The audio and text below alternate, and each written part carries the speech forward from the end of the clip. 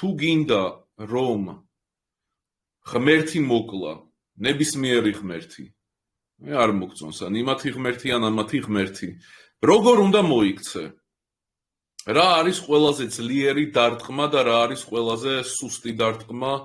თუ კი შენი მიზანი არის რომ კონკრეტული ღმერთი გააგორო, აი კომენტარებში მინდა რომ დაწეროთ, იმიტომ რომ ეს ისეთი რამე არის, რაც ლოგიკურად გამომდინარეობს იქედან, რაზეც ვსაუბრობდით აქამდე. აი ვიდეოები ფილოსოფიური, არა მხოლოდ ისეთი ძალაუფლებიანი. მართლა არ მოგერიდოთ შეცდომის დაშვება, იმიტომ რომ თლად ცხადი არ არის, მაგრამ აი დავალება არის. უნდა გააგორო ღმერთი, როგორ უნდა გააგორო ყოვლის მწოდნე, ყოვლის შემძლე, გააჩნია რომელ ღმერთზე არის საუბარი, ეგეთი ღმერთი. სად უნდა დაუმიზნო, რა არის მისი აქილევსის ქუსლი? მართლა მაინტერესებს თქვენი ვარიანტები, ამიტომ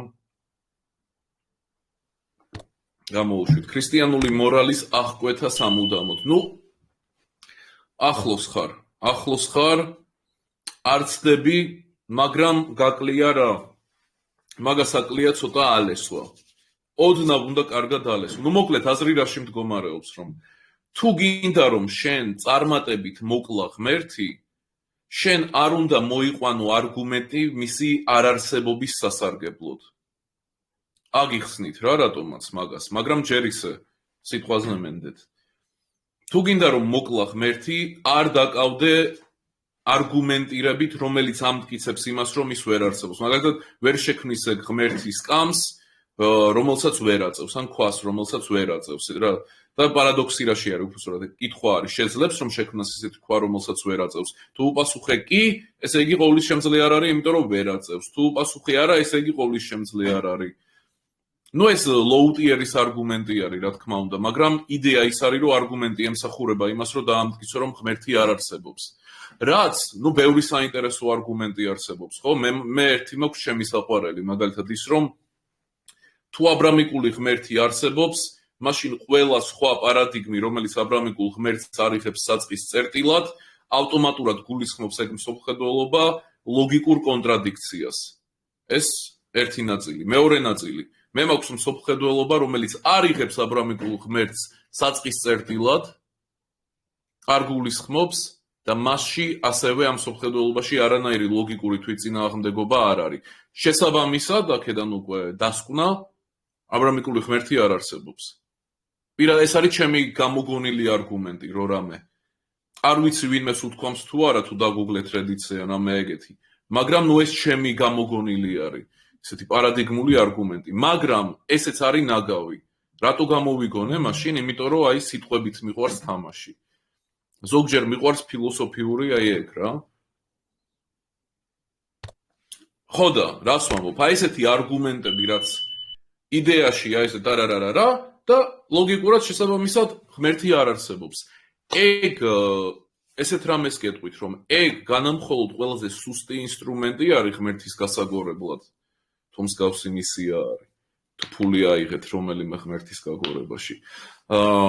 არამედ მაგ არგუმენტით, რომლითაც ღმერთს აბათილებთ, მაგ არგუმენტით თქვენ ქეთს იხრით მაგ ღმერთის და მაგ პარადიგმის წინაშე.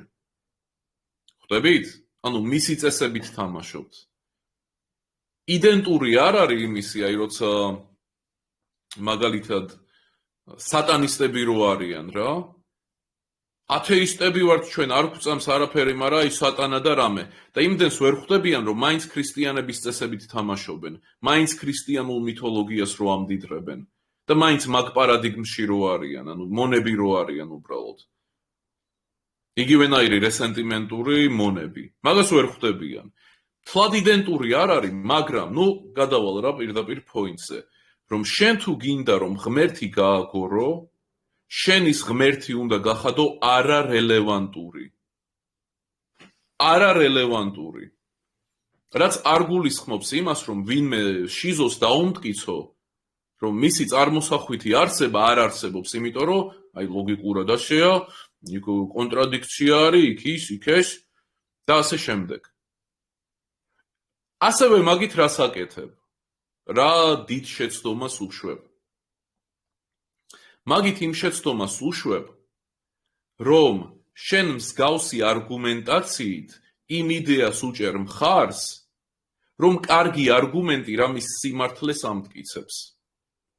რაც არის უკანასკნელი პროლეტარობა. ხვდებით? და შენი ეგ არგუმენტი, აი ღმერთის წინააღმდეგ მაგარი შეკრული, რას ნიშნავს? და რა არის იმპლიკაცია, ხო?